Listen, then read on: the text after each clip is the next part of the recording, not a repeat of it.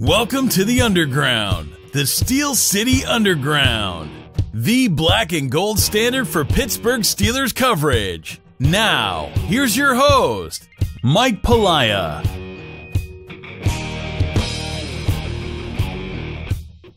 Welcome everybody to another edition of Steel Nation Radio, brought to you by Total Sports Enterprises. I'm Mike Pelaia of SteelNationAssociation.com, where we cover the Steelers 24/7 while bringing you, the Steeler fans, together in an effort to raise money for Children's Hospital of Pittsburgh and the Breast Cancer Research Foundation. So please come visit the site, read our articles, download the podcasts, join the club, help us raise money for two great charitable causes. And as you all know by now, I'm sure, you can find my work on SteelCityUnderground.com, where there are many great columnists covering the Steelers all day, every day, with some great in-depth analysis, opinions, and so much more. So come check out all of our work at SteelCityUnderground.com.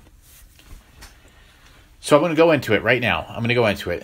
It's everybody knows it. It's been talked about for a week almost at this point. The Steelers are on a 3-game losing streak.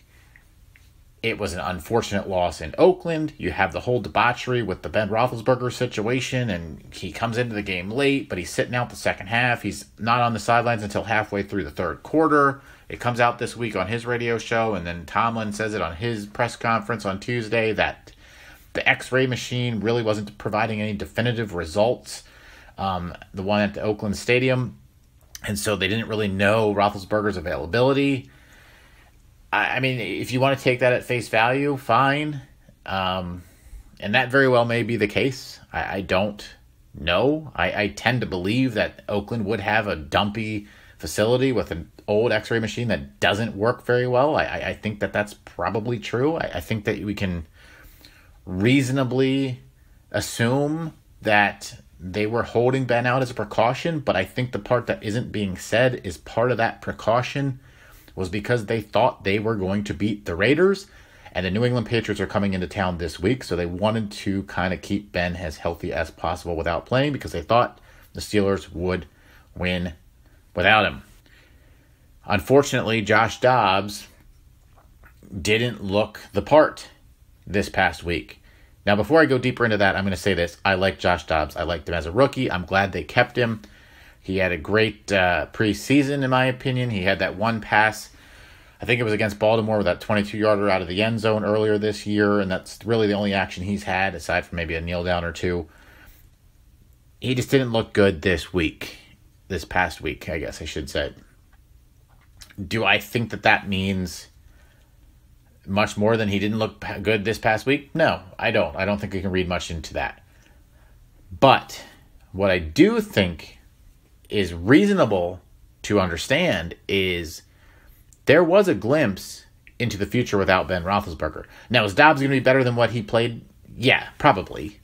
I think that's why they kept him, and I think that he will be, or maybe it's going to be Mason Rudolph down the line. Who knows? But it's obvious to me, and I think to everybody, and it should be. I mean, Roethlisberger is a Hall of Fame franchise quarterback, a decade and a half type player, maybe 2 decades when he's done. That life without Roethlisberger is not going to be easy. Now, I understand that James Conner wasn't playing, and that certainly would have helped. Hopefully he'll play this week. There's some hope that he will from him and the team. He's not ruled out at this point.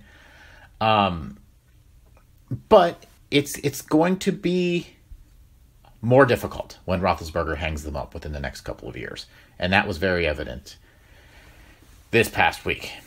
Now, that said, I don't care who's playing quarterback. You've got to beat the Oakland Raiders when they have the 31st ranked rush defense in the league. You can go to your running backs with or without Connor. You've got to be able to move the football on the ground. They had 3 guys on that defensive staff or unit that were signed that week off the streets. Yet the Steelers couldn't move the ball until Roethlisberger came into the game. Give me a break. I'm telling you now, I know that everybody wanted Haley out of town, and, Ben wanted Fichtner, and they've been a productive offense at times this year. But at the same time, I'm not here saying fire Randy Fichtner or anything like that, but I'm saying no one's going to convince me that this offense is any better without Todd Haley this year.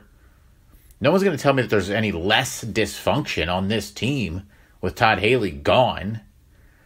There's major dysfunction. It's at an extreme level. And that starts with Mike Tomlin. I'm sorry. There has never been discipline under Mike Tomlin. I am not sitting here saying that Mike Tomlin is going to be fired. He won't be. But I am saying that the preparation is evident that it's not there. They overlook teams constantly. Now, they've been beating the bad teams this year, and I wrote an article a week or so ago about that. But they do tend to look past certain teams when they've got somebody else, i.e. the Patriots, in front of them. Go back to the Jacksonville playoff loss last year. Who was in front of them if they won? New England. What happened? They went out. They laid an egg, and they didn't get to the New England game. They thought they had the game won. They were looking ahead to New England. They laid an egg. They blew it. Now, fast forward to last week. You go to a 2-10 Oakland Raiders team who sucks. They suck. They have nobody. They're terrible. The Steelers were 12.5-point favorites. They look past the Oakland Raiders because New England looms. And this may as well have been a playoff situation because you really needed that victory. Thankfully for them, the Ravens lost in overtime to the Chiefs. And they go out and they lay an egg with the Patriots looming. And guess what? They're going to lose to the Patriots this week. Now, the Patriots are not who they've been over the last 4 or 5 years or so. They're beatable. But nothing over this 3-game losing streak, and quite frankly, 4-game stretch, because they damn near lost to Jacksonville over Thanksgiving weekend, or the weekend prior to Thanksgiving. Probably should have. Tells me that they're going to beat New England this week, or tells me that they're going to beat New Orleans in the following week. If they go 1-2, they're out. Not only are they not going to win the division, they're not going to make the playoffs if they go 1-2. And that's assuming they beat the Bengals at the end of the year, which I think they will. They have to go 2-1 to get in. And even then, it's no guarantee, because if the Ravens happen to go 3-0, the Steelers are out. They needed to win in Oakland, and they failed to do it. They are 0-4 against the AFC West this year. 0-4. Now, if you want to tell me the Kansas City and Charger losses are acceptable, all right, I'll buy that. Those are two very, very good teams. Although very, very good teams beat other very, very good teams. But either way, you lose those 2 games, fine. But you've got to split that and take the Broncos and Raiders down, and the Steelers failed to do it. And now they find themselves in big trouble. Their schedule, the remaining 3 weeks, very well known at this point, but I'm going to go over it anyway. The Patriots this week at home. At New Orleans, possibly the best team in football.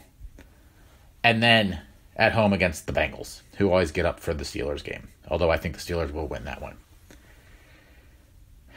I see loss, win. I see 1-2. The Ravens have the Buccaneers at home this week, win. At the Chargers, you would think is a loss, but I don't think that's a guarantee. And then at home against the Browns. Now, the Browns can beat them, but if the Ravens are playing for a playoff spot at home, they're going to probably end up winning that game. That's 2-1, and I do think they can beat the Chargers, so possibly 3-0, but I think 2-1. That's it. Steelers are out, so they need to step up this week. Now, you win at home against New England this week, and everything changes.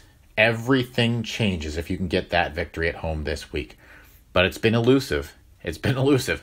I saw a stat today or yesterday, whenever it was, that Brady in his last 8 games against the Steelers, no surprise, 7-1 with 23 touchdowns and I think only 1 interception, which happened to be last year.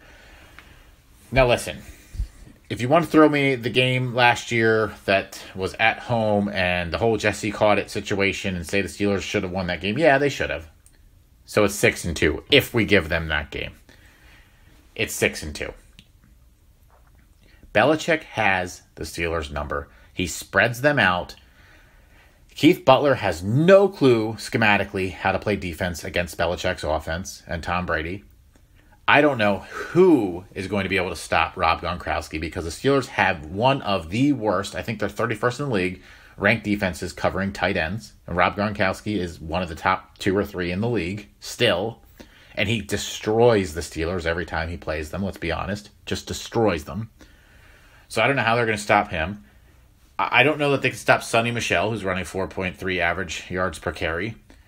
James White scares me. Who's going to cover that guy? He's got 342 rushing yards and another 674 receiving yards with 76 receptions. Josh Gordon, by the way, is a weapon. Steelers are familiar with him, kind of, when he's not on drugs and out on a suspension because he used to play for the Browns. But he's with the Patriots now, a big surprise. He's gotten it together.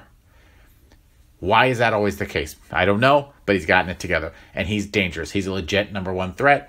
And the Steelers always have trouble with Edelman, too. How is this defense going to play against these guys?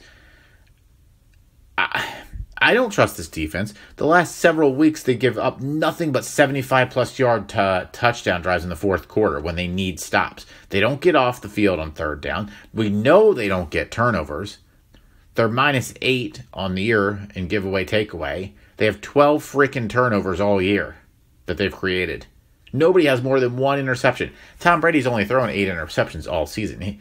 The odds are against him throwing any against this team. TJ Watt's been kind of quiet lately. I like him, but I don't think he's a superstar. Not yet. He can be, but he's not yet. I still love the front line. I love Hayward. I love Tuitt. I think Hargrave is coming on. I really like that there. I think the linebackers have some issues. I think they do. And the secondary, I still don't trust. I like Hayden. I'd rather him be a number 2, but on this team, he's a clear number 1. And I just don't like the odds this week. I just don't like the odds this week. And if you don't like the odds this week, then you probably don't like the odds of the Steelers making the playoffs, let alone making a Super Bowl run. It can happen. They can do it.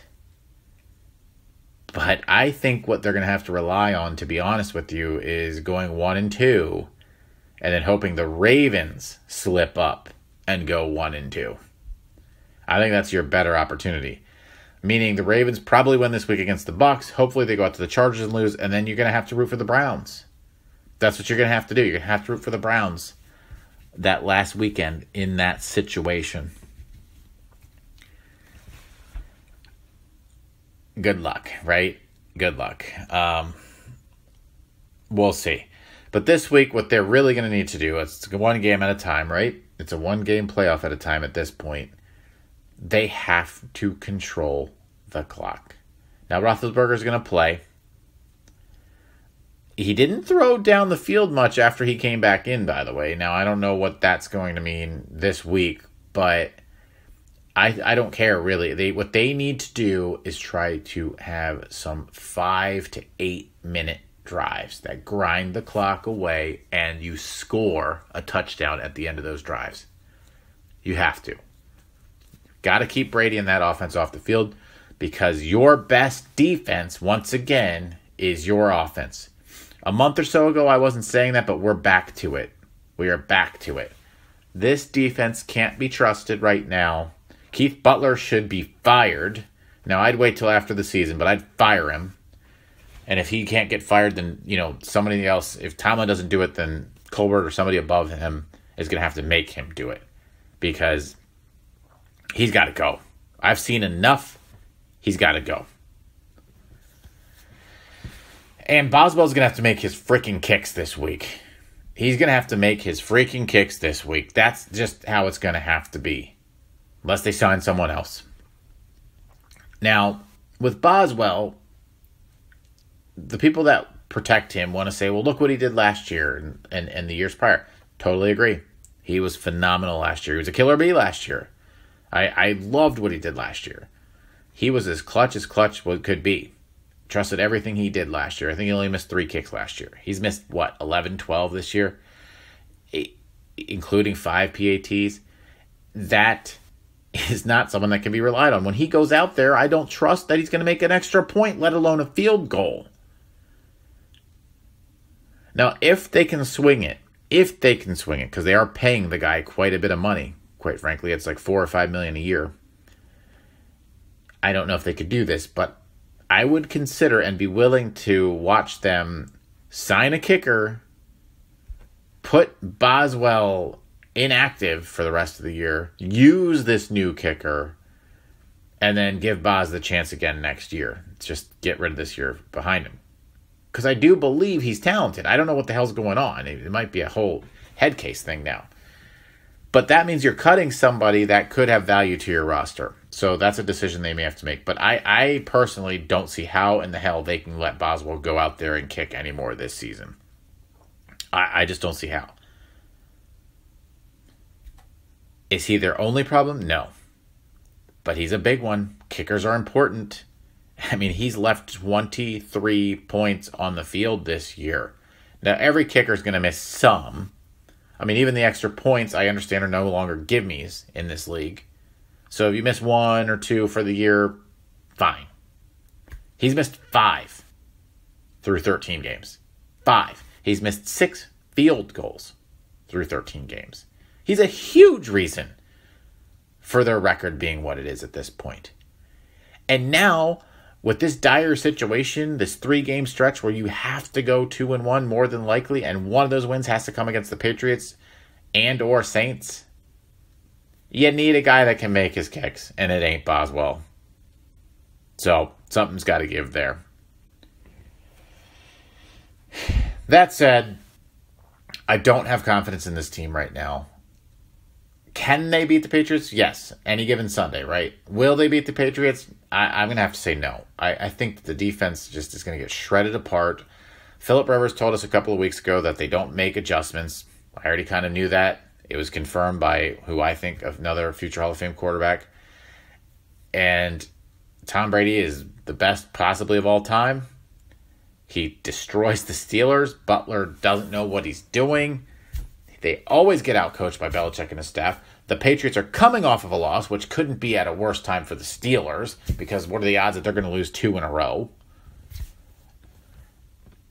It's not good. 34-21 New England, and then they're headed to New Orleans, and we'll talk about that. So we'll talk next week, hopefully after a Steelers victory, but you got to keep your fingers crossed, and we'll see what happens then. We would like to thank you for listening and remind our listeners to follow us on social media and our website, www.steelcityunderground.com.